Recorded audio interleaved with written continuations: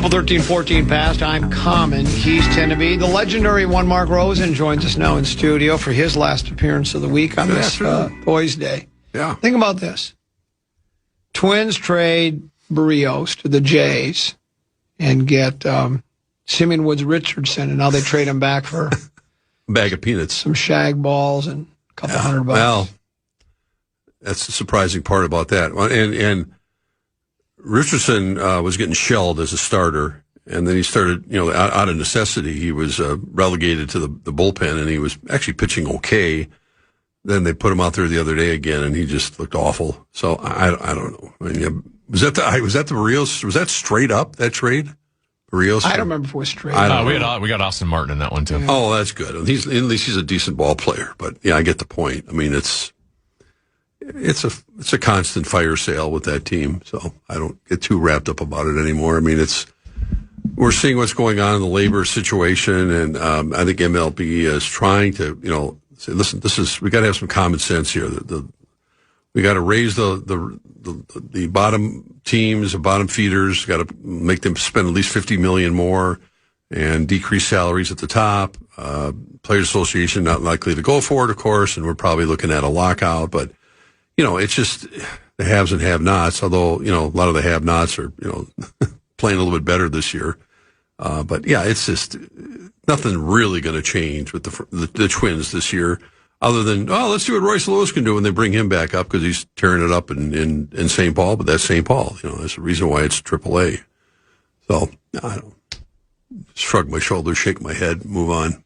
Tennessee, we're getting a lot of pushback on some of the things we talk about, which I like. I like when we get challenged. This one says, go back to preseason last year. Quote, best roster they've had since 2009. 11 wins is the absolute bottom for this team. The smoke was billowing out of Utica Avenue. And there were people saying the Vikings roster was the best they'd had since 2009. There were high hopes with the club last year. You were one of them. Don't give me that look like, what are you talking about? You predicted the Vikings were going to win the division last year. No, I did not. You didn't? No. I probably picked your Lions. Not with a rookie. You picked the Lions? Basically with a rookie quarterback. I didn't think, last time I looked, I don't think Sam Darnold was coming back or Daniel Jones. I mean, they were going with a guy who really hadn't played. I can't invest in a team that heavily with a quarterback that really, unless you are the absolute top pick. Now, Caleb Williams took some time, and he's had his growing pains, and all those guys have. But no, I don't think they were. As Brett Favre famously said, pieces are in place. As it turns out, they won 5 in a row and had kind of a surprising finish to an otherwise very forgettable season. Yeah, but the teams they beat were ranked 29th, 28th. It's not their fault. Well, but you're making it seem like the Vikings all of a sudden they just really got better and started. They beat 3 teams that's defenses were the 3 of the 4 worst defenses in pro football, and the Packers didn't play any of their starters. No, well, I'm not disagreeing with any of that, and it probably cost them a higher draft pick. Well, it did cost them a higher draft pick by winning those games.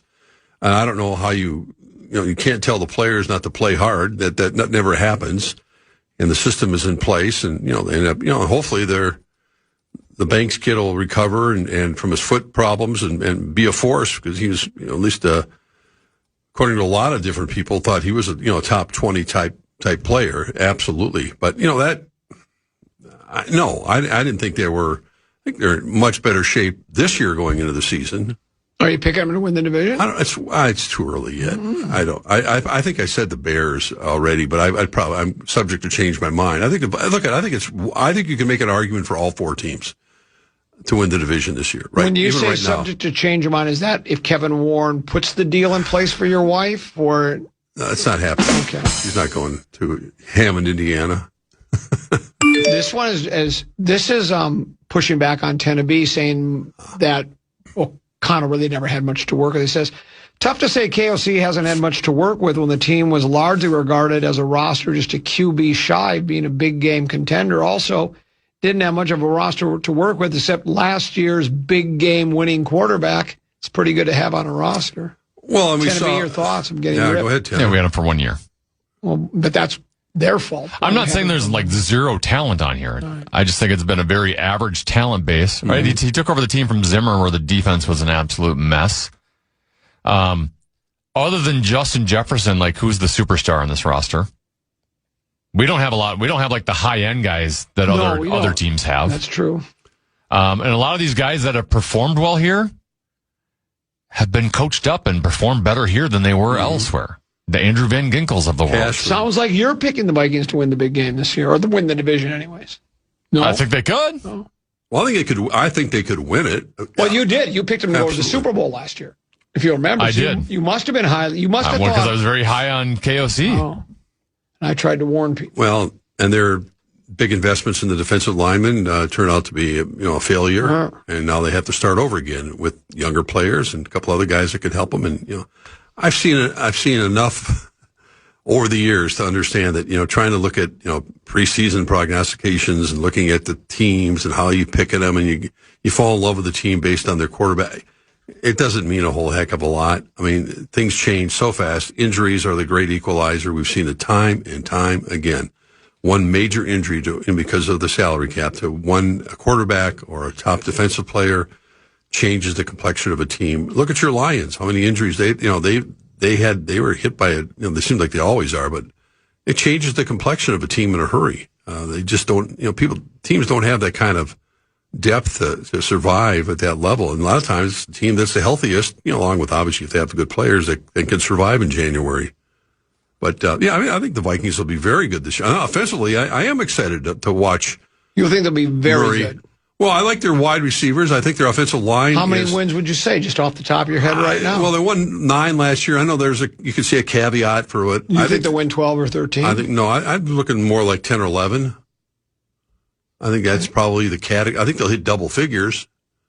But who knows? I mean, I think their offensive line, I think listening to a young kid like Donovan Jackson saying, I was, kind of a deer in headlights last year trying to learn everything, and he turned out to be a very good lineman. Hopefully Darisaw can stay healthy. O'Neal's solid. I think Brandell can do a decent job. I think their offensive line and their wide receivers right now with the 3 of them and getting Jawan Jennings. I mean, everyone's raving about this guy as a blocking wide receiver as much as anything else. And, that's an important facet of the game. And here's where it's starting for me now. I'm not real high on the club, and now you've got me thinking, gosh, I'm just going through. Now you got me thinking maybe I'm wrong, and maybe we should start. I like parades as much as the next guy. Maybe when PA's been talking. We can build this thing together. Yeah. Well, that's what I'm starting to think now. See, here's what every year it happens with every team in the town. I'm still bullish on the Bears. I really am. I think that Caleb is going to keep getting better and better. He's just he's got magic in those feet and that arm of his, and he can make some bad decisions. But we saw it last year. There's a reason why he was the number 1 overall pick, and I think he's just going to get better and better. And now I'm getting ripped. Went 5-0 against teams that weren't even good. Yeah, the Lions and Goff, not really a good team. Max Brosmer is 1-0 in the Vikings. Well, that's what I'm saying. The Lions aren't a good team. That wasn't a good team they beat. The Lions were awful last year. Well, they were awful. They were simply awful compared to what they'd done the 2 previous years. They went to the NFC Championship game and were up 24-7 at the half 2 years ago. Then the 3 years ago now, and then last year they were 15-2 and had the number 1 seed. And then they went from that to 9-8 and finished dead last. They couldn't beat anybody. They couldn't stop anybody. They couldn't score. Their windows closed. That's what I told you at the last year. I said when you have that kind of a lead in a championship game and you let that slip through your fingertips, they're done. Good luck getting back to that point. I do think the Lions are going to have a really tough time getting. They're still going to win a lot of games. You think they'll finish last again this year? I think it's a real possibility. Yeah. Packers got a talented roster. If Detroit, the only difference between Detroit now and the Detroit teams that were big game contenders is their offensive line. That's all their skill position players were all at a young age. They have a competent quarterback. Yeah.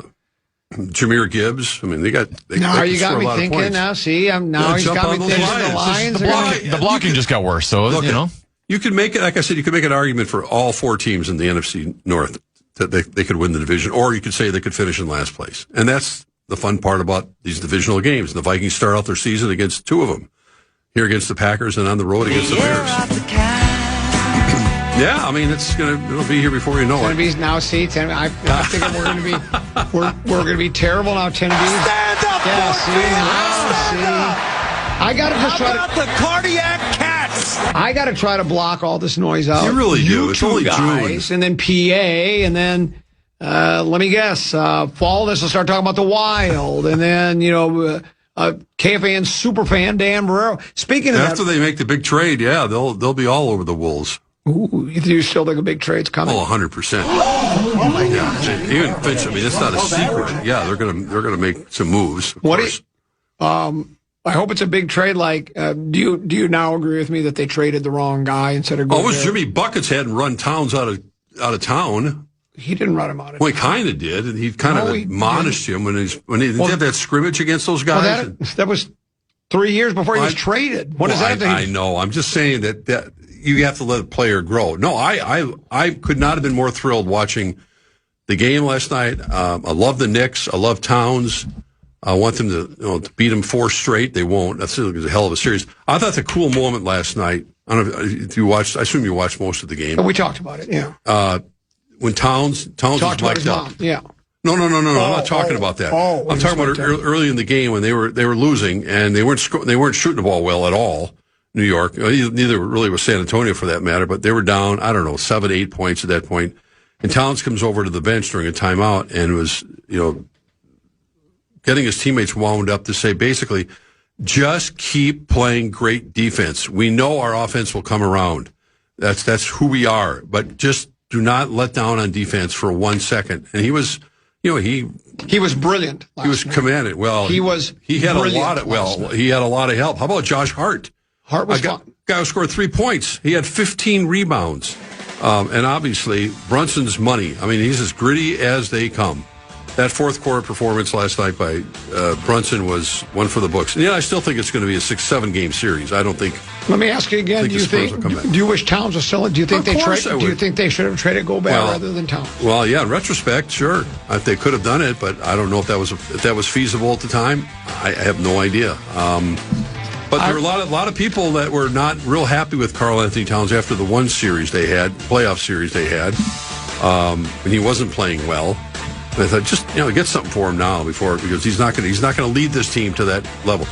And now he's about to win an NBA championship in New York. Maybe, but I hope so. But when you look at the Knicks team, I like the fact that they are, for the most part, they're longer in the tooth because we keep saying, wow, the Wolves never going to be able to catch OKC or San Antonio because they got those young kids that we talked about yesterday. Other than Fox, who was awful last night, and his minutes need to be replaced by Harper. For the most part, he's not healthy. I don't think either. But I mean, you look at the Knicks; they've been around the block a few times. You can win a championship with guys that are 28, 29 years old, not necessarily 22. I think it's over for the Wolves personally. I think they're in big trouble. Well, let's see what their roster looks like. It's not going to look like this October. That I can tell you. We'll take a break, come back. We got plenty more to get to here on the Common Man program with Con and Tenneby and Mark Rosen here on The Fan. And The Fan has your chance to win $2,500. Just enter the keyword TRIP at KFAN.com right now. That keyword is TRIP. Enter it now at KFAN.com. After 40-plus years, he's...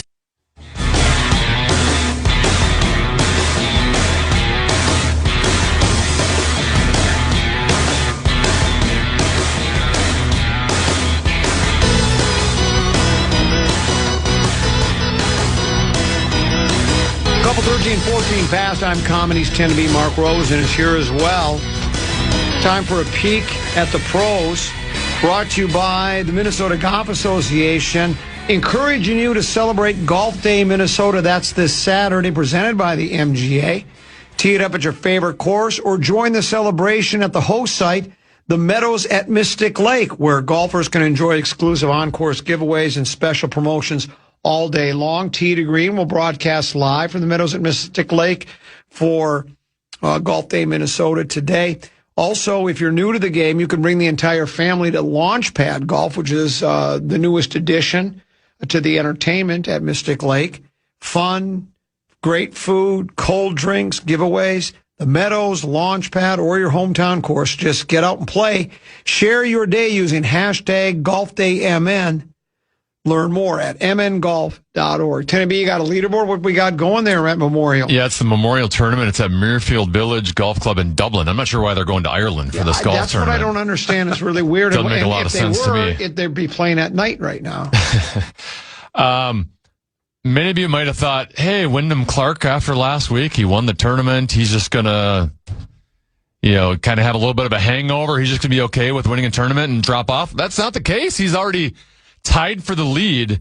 Round one in progress. He shot a 567 today, tied with J.J. Spahn, Tommy Fleetwood, and Ryan Gerard. Fleetwood and Spahn also in the clubhouse with the 67. Gerard is 500 through 15. You got Nick Taylor, one stroke back with the 400 68, and then a bunch at 300, including Sam Burns, Justin Rose, Tony Finau, Taylor Pendrith, and Ludwig Oberg. One of those signature events. That's why you see a lot of big players there. Plus, you want to get ready as the U.S. Open is approaching. Yeah, they only have 72 golfers in this tournament. Yeah, it's one a of lot those, of big names. Well, that's the signature event. It's they have I think 10 of those a year where they only invite 70 some golfers, the very best in the world, and they up those purses. Everybody makes it was part of how they were combating LIV, rating the tour of some of their best players by giving them enormous and obscene amounts of money. So this is one of those signature events. Plus, players want to play in this anyways because it's Jack's tournament, and Jack's, he's golfing royalty, and they always like to give back to Arnie and Jack. And, U.S. Open's coming up at Shinnecock Hills in a couple of weeks, so you want to keep playing against the top, best competition, get your game in shape. So there's your peek at the pros, brought to you by the Minnesota Golf Association. This text message came, breaking news. What you got, Tanner? It's mostly only breaking news that I care about. Okay. But I think it's kind of significant news, and the Minnesota Wild might have some interest. Detroit Red Wings center Dylan Larkin has requested a trade from the Detroit Red Wings. I think the Minnesota Wild would be very interested in Dylan Larkin. Where do you think we need a top-line center? Where does he rank as centers in the league? I mean, he's not on your Connor McDavid level or your Austin Matthews level, but he'd definitely be a number one center here. He's had 5 straight years of 30-plus goals. He's still relatively in his prime at 29. Bill Guerin had him on Team USA. He absolutely loved him. And for Team USA, he was a little bit more of a role player and was killing penalties for. He's phenomenal in the face-off circle, which we could use. So let's go from hockey town to the state of hockey for Dylan Larkin. Let's, sorry, go ahead. No, you go ahead. I was going to say, what, in your mind, would it take to land a player like that? I mean, in terms of someone on the roster, they don't have many draft picks, but I guess, I mean, we're a little bit low on the, I don't know what they're on the assets that we can allow to give up. Well, that's what I'm saying. But it all sounds good. How about Gus Bus? I would get rid of Gus Bus in a hurry. Do the Red Wings need help? I'd have to look at Detroit's roster situation. I'd like to hear Rosie's opinion on Wemby's disinterest or inability to play in the post and bang with the big boys. He likes instead to post outside and hoist up missed 3-pointers. It could cost the Spurs the title. Your thoughts? Well, I think he is who he is, and he certainly gets his share of lobs, and he can be, as we've seen, he can take one step and dunk over anyone pretty much in the league. I don't think it's just him. It's coaching. It's getting the guards to, instead of just jacking up 3 after 3 after 3, and the Spurs were awful at it for most of the game last night. You got to put him in that position. I mean, it's not just him. He's certainly got the skill set, but I was listening to Shaq and Barkley after the game, and Shaq is arguing with Barkley, saying, he's got to get that tiger in and to go get inside and bully these people. And Barkley's going, that's not who he is. That's not his personality. Basically, he's too nice a guy. And I don't know about that. I mean, I just think he's developing his moves. He doesn't have necessarily a signature move. He can shoot over you. He can obviously dunk over anybody. He can knock down 3-pointers when he's in a rhythm, but he wasn't last night. But he's such a force that I still think you got to get him, you got to get him deeper in the paint. And it's not a question of him being reluctant to do it. I think it's got to be conscious effort by the coaching staff and the players to get him the damn ball and force the action. Get him back to he's a great foul shooter. He's maybe the best on the team. for a 7'4" guy. So I think they got to make him, and I think they will tomorrow night, get a more conscious effort to get him, don't be jacking up, 3-pointers every time you're down the floor. Yeah, he can certainly, but he doesn't have, signature moves inside that a normal center does. He just is just skilled in a way that you can't teach height, and he's got great athleticism and great coordination, but, we'll see. I mean, we saw the first game, he scored, 41 in that first playoff game we saw him in. He can easily explode tomorrow night. I'm sure he took it personally last night. I would expect him to bounce back with a much better game tomorrow night. There's no way you get Rosen to say a bad word about the Vikings. He doesn't want to be sleeping on the couch. A bad word about the Vikings? I've said plenty of bad words about the Vikings. Yeah. Well, I don't know what you're referring to. Well, you're talking about last year. Well, this guy just said, the way you were talking about the Vikings for this year, sounds like Rosen's describing the 98 Rams. That would be the 98 Vikings, not the 98 Rams. Whatever he meant. I don't know. I mean, I just said that I think you'll see improvement in these areas. We don't know. I also said, look, we don't know what the rookies are going to do. The big citrus, is that what they call them? And Banks. Big citrus. And Banks, the two guys they drafted. We call him walking boot Banks. Yeah, well, and they're very, very, very hopeful that he's going to be 100%. Well, they're keeping their fingers. Well, that's what I'm saying. Sure. You shrug your shoulders and go, until proven otherwise, we don't know what they're going to have with those two guys. And that's a key crux to what they're doing, since they got rid of the two guys that were pretty much ineffective last year, in the middle of that line. They paid a lot of money to. And they have $12 million right now to spend if they want to go get someone. And I'm sure the new GM will be looking at the roster. May not happen till the end of July. I know today KOC talked about, he kind of joked about the fact that he was talking to Harrison Smith, but it was about maybe playing golf with him or something. There's no updates. Nothing will be happening. Either way, I don't think until training camp. He's coming back. He might be. No, I don't know. Might be. I don't know. I don't think he would have waited this long. Correct. Why? Yeah. It seems. And it's just another one of those veterans that they're not going to make him do OTAs or not going to make him do mini camp. He doesn't have to do any of that. It's not like he needs to learn anything. He knows. He can show up on September 13th and start. That's when he'll probably show up. Yeah. So, no, I mean, there'll be plenty of time for negativity about the Vikings. I'm not going to start getting into that, right now. I mean, I think there's enough dissertation about what's going on with the quarterback situation to last, till training camp. Let's talk more about what Kevin O'Connell had. We haven't really talked much about it at all. So let's do that on the other side of the break. Get into a couple of other topics. It's the final segment. If you're looking for poised, polished, and professional, that's at 3 o'clock. You've been listening so far today to uninformed, unprepared, but I'm also unapologetic about it. We'll break and come back. One more segment to go with Mark Rosen, 10 to be in common here on The Fan. Common Man with Mark Rosen on The Fan. Keep listening for the next chance to win your way to our iHeartRadio Music Festival presented.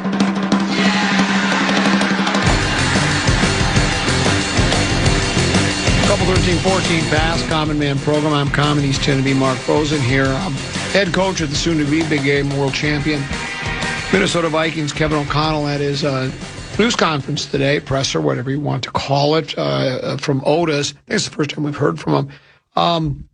He was asked about some of the comments coming out of the quarterback room, including McCarthy's, about, I'm just on, there's two guys on either side of the room. McCarthy, or O'Connell basically, it's much ado about nothing. I'm not. He says, I don't pay that close attention to that. I'm more worried about what happens between the lines. And he did insist it's a true quarterback competition. Do you believe it is? Well, it depends on your definition. I think coach speak is, that's a true competition. I think they're going to go at it. I don't think he's going to give JJ a discouraging word to say, look, Murray's the starting quarterback against the Packers. Play your butt off. Maybe you'll end up, you'll be a backup here. You'll put yourself in a position to, eventually potentially start here if things don't go well for Murray.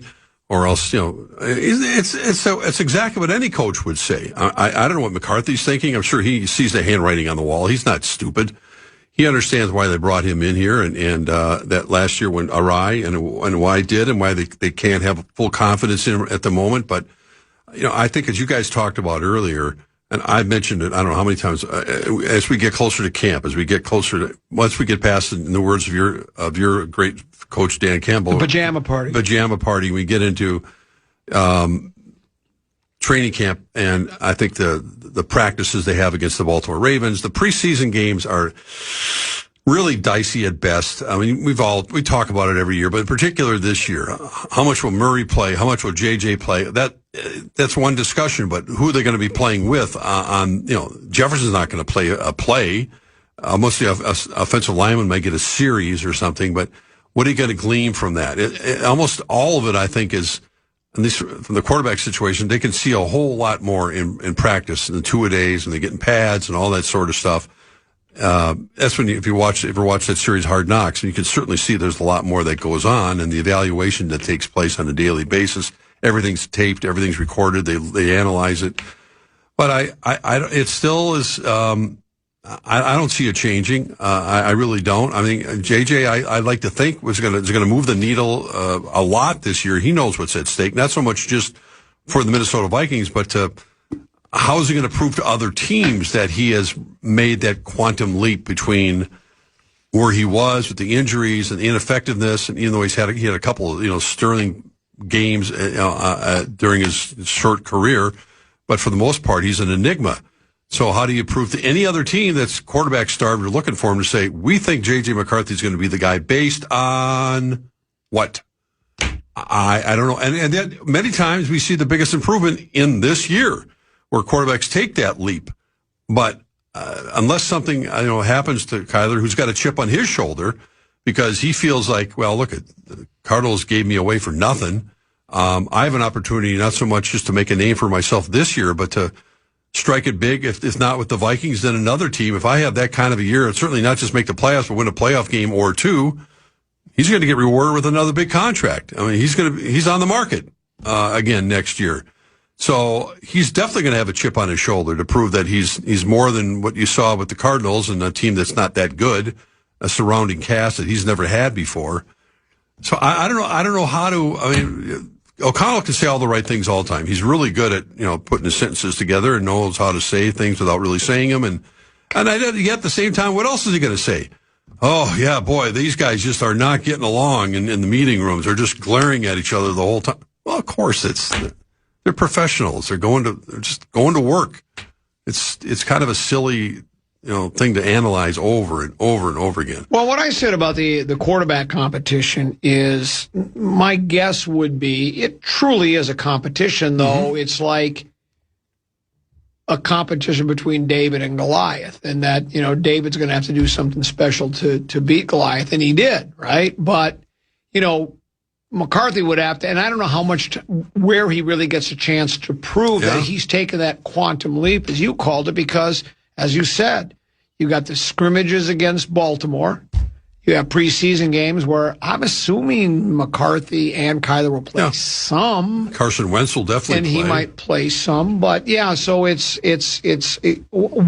is he going to really have the opportunity to impress where the coaching staff gets together as they approach week one and go, man, McCarthy has gotten a lot better. I think he's ready. So, it's a competition, but I don't think he can do enough to get the starting job. Well, yeah, and you have to start the season. You have to stay ready. We know that in this league, time and time, and Murray's had his share of injuries. I mean, I just mentioned it in the last segment about whether it be the Lions' offensive line or whatever. I mean, the quarterback play is everything, and the unknown is, look, you got a guy like Carson Wentz who knows his offense inside and out and who was just beaten up to a pulp last year. I mean, he's got something to prove as well, to not so much just sticking around here, but as the third quarterback, to try to get a job in this league and want to continue to play, which I'm sure he does. How is he going to move the needle at all? I mean, other than starting a meaningless preseason game, which I'm sure he will. Whether he's really impressive or not, I don't think it's going to necessarily attract. But I don't want to say an embarrassment of riches, but they have a guy like Carson Wentz who started a lot of NFL games. We have an embarrassment of riches. That quarterback Mark Rosen just said. I said I don't want to say that. You don't want to say it, but you did. Quit misquoting me. No, but you said I don't want to say it. No, I'm just saying that you have a quarterback who probably knows the offense better than anyone on this team right now. That's Carson Wentz. And he's healthy enough, yet he's thought about as a journeyman at this point of his career. You're thinking he might be in the I don't conversation for starting quarterback? Not really. I don't think so. No. I don't know how you prove. I don't know. He's got the right attitude and all that. I don't know what he's thinking. I don't know how he goes. He just goes about his business and waits it out. And maybe he just waits for this whole season to kind of expire and maybe find out. And he could have done this past year. Well, I don't know. But could it be, my theory is, could it be he knows where his lot in life is now, and it's like, I'm never going to get another chance to be a starting quarterback unless it's an injury kind of a thing or somebody really underperforms. He was unemployed until the Vikings called him, and that was when teams had already put all their rosters together. So it's not like people were banging down his door. And he's from Fargo or from North Dakota. Vikings were his favorite team. Likes it here. He could be just saying, I can collect a paycheck carrying a clipboard as a third-string quarterback, and who knows, with Murray, and I might get his chances to start are probably as good here as anywhere else. And maybe the only thing that would throw a monkey wrench in this whole thing is once they get with the new GM and KOC and all the brass sits down and goes, look, we've watched this thing over and over and over again. We just don't think JJ is going to ever be that guy. I think we're going to get the best possible return would be right now to trade him. Trade him to his old college coach in the Chargers. That way you got Murray and you got Carson Wentz backing him up, and Brosmer in the bullpen. I don't know what else you think about. You like this Brosmer kid, no? No, I really. I like the kid. I like him a lot. Kudos to him fulfilling his dream and getting a chance to play on the practice squad, whatever he's going to be this year. Listen, he's living the dream. But that's the only other thing I can think about is if they are convinced that J.J. McCarthy will never be that guy and that maybe he needs a change of scenery already and that you can maximize what you could get for him, and maybe the new GM has got a beat on all that, but he hasn't seen him enough to understand all that. All those discussions are behind closed doors with Rob Brzezinski and, of course, the coach and offensive coordinator and the rest of the gang. And I'm not suggesting that that's the direction they're going, but I know people are already whispering about that. On the Dylan Larkin front, don't forget he's pals with Quinn Hughes. They played at Michigan together. We're coming. Can it be? What do you think? And we can build this thing together. Yeah. I mean, I think friendships do play a part. I think there's lots of people that want to play here in Minnesota. A lot of American players, at least. You think it's bugging the crap out Does Connor McDavid want to play here? He's not American, but McDavid wants to play here, though? Connor McDavid might find himself out of Edmonton here within the next 2 years. Do you think he wants to play here? Why not? Well, if he give us an indication now, because we're about to use up assets for another center. So, Connor, if you want us to wait for us, we will wait for you. How about Draisaitl? Do you think he wants to play here? Draisaitl. I think he's under contract, a little bit more locked up. Well, maybe he still wants to play here. McDavid's under contract, I think, for 2 more years. Does McKinnon want to play here? I don't think so. Oh. He's Canadian. Does Makar want to play here? I think maybe a Kachuk might want to play here. You think he might want to play here? Who doesn't want to play here? Everyone wants Why wouldn't you want to play here? Wow. Team that just got drilled 4-1 in the semifinals of the West? Yeah, why wouldn't you want to play? By the way, Dylan Larkin, he's got a decent, reasonable contract for the next. He's under contract for 4 more years at $8.7 million. But he also has a no trade clause in there, which means to a certain extent he can kind of dictate terms of where he wants to go. Now, it's not a bad thing. Ultimately, Detroit can say, no, they're not giving us enough. But from a Wild standpoint, if we're worried about other teams having more assets than us, it might not have to be that the Wild are trying to top other teams and giving up more for them. Dylan could just be like, I want to go to Minnesota. Yeah, different conference, too. That could be an incentive for Detroit, at least to say, we'll get them out of the Eastern Conference. So, yeah, got another game tonight. I'm sure it drives Guerin crazy since the Wild dominated Vegas during the regular season. Watching them probably win another cup. If they can win, that's a good team. They're really good. This one says, has Michelin Mark given any thought about combining his 2 passions, cooking in the Vikings, becoming the team chef? I have not. No, Why not? I could not cook for a group. Well, why couldn't you? You're going to go to school. You said you're going to take classes. I could flip burgers, maybe. That's about it. But no. You said you're going to take classes and become a world-class chef. My wife, that's just going to be, for two people. But why not?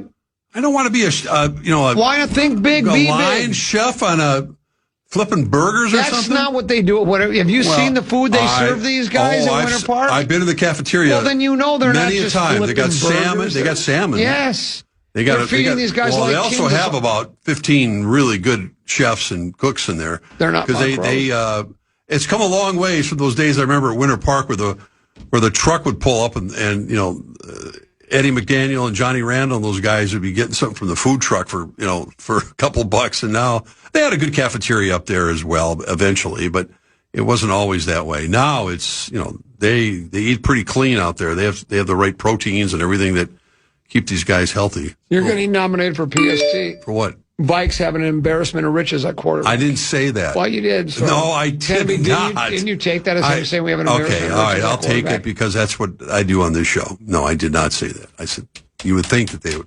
No. I just mentioned, I think it's going to be interesting about the McCarthy thing. What if they do decide to trade him? Jim Harbaugh would love the reunited. They got a pretty good. If he's going to L.A., we're getting nothing for him. So. No, they got a pretty good quarterback out there. Right, last time I looked, you ain't going to start out there either. So I don't know how many teams. I guess. Cleveland needs a quarterback. Could be traded for Jared Verse.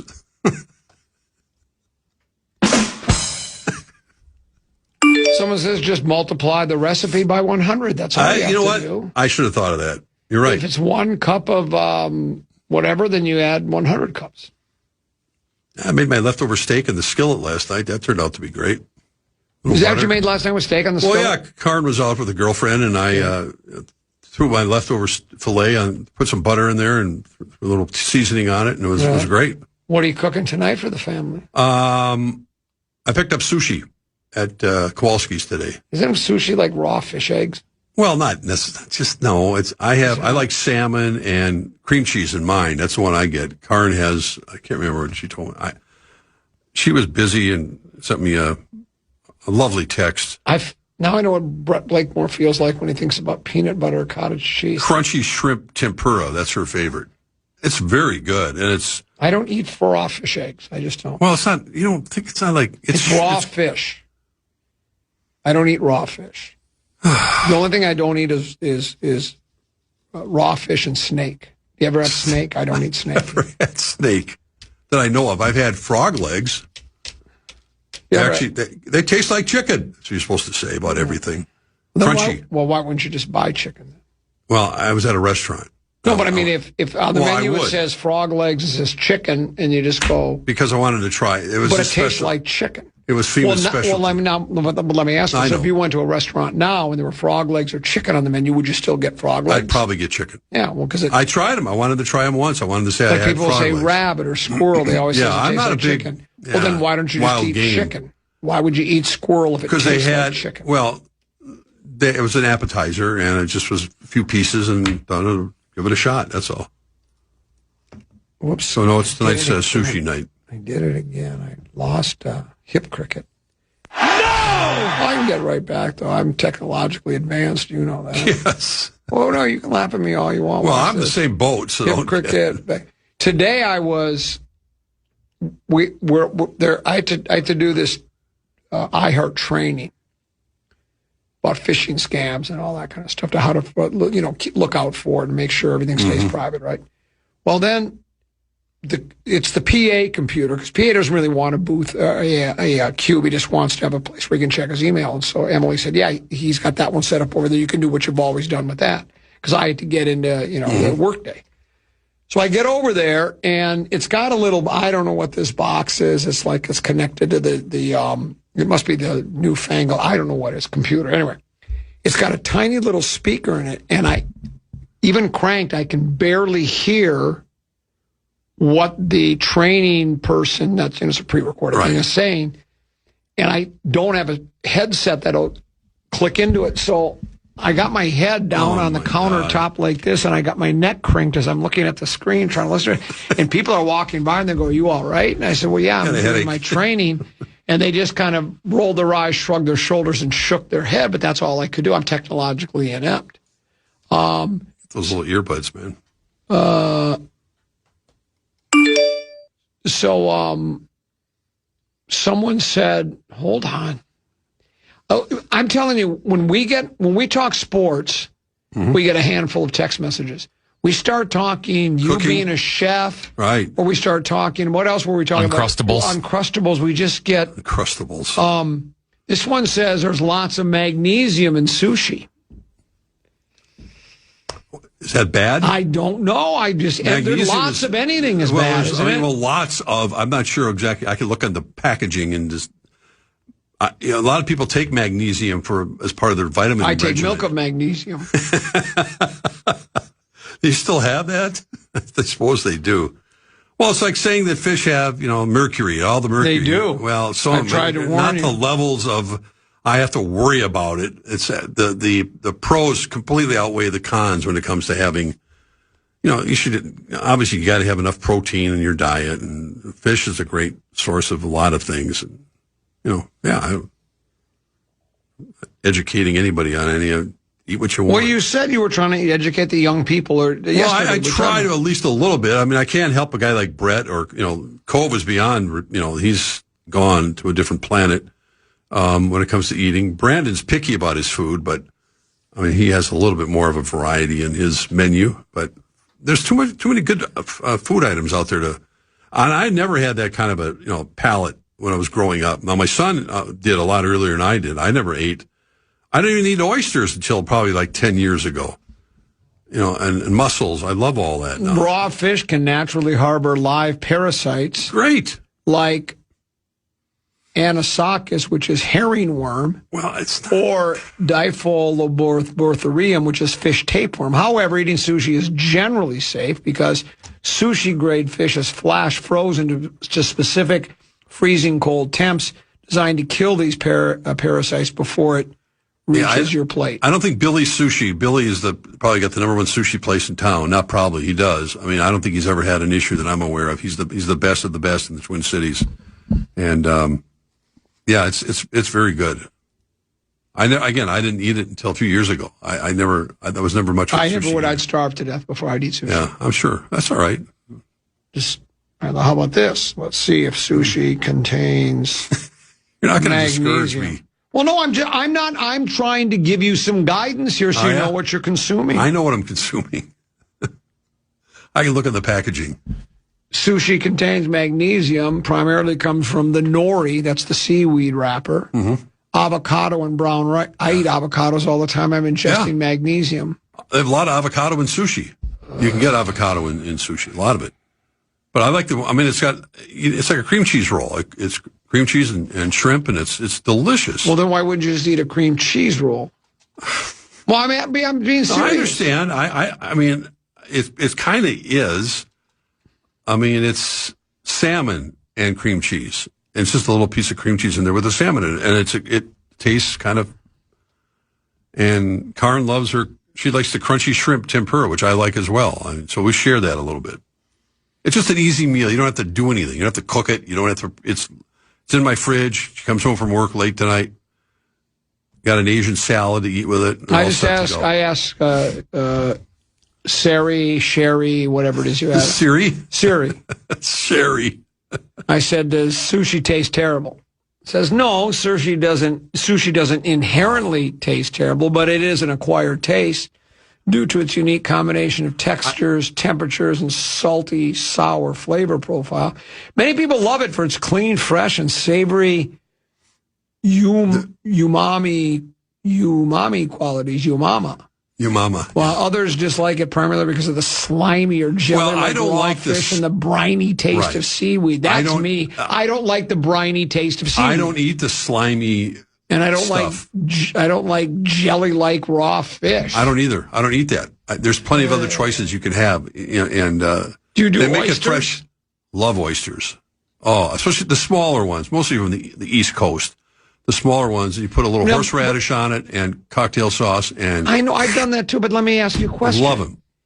Do you love, and this is a serious question, No, do you love them because it's cool to eat horseradish? Because I've tried, they don't taste like anything. That's why you put the horseradish in the horseradish. I did it at Ocean Air. Oh, I thought this was great. And then all of a sudden I say, this doesn't taste like anything. It's just rubbery jelly. If I thought it was just cool, then I would have been eating them for 20 years. I just literally started eating them probably 5 years ago. And now I love them.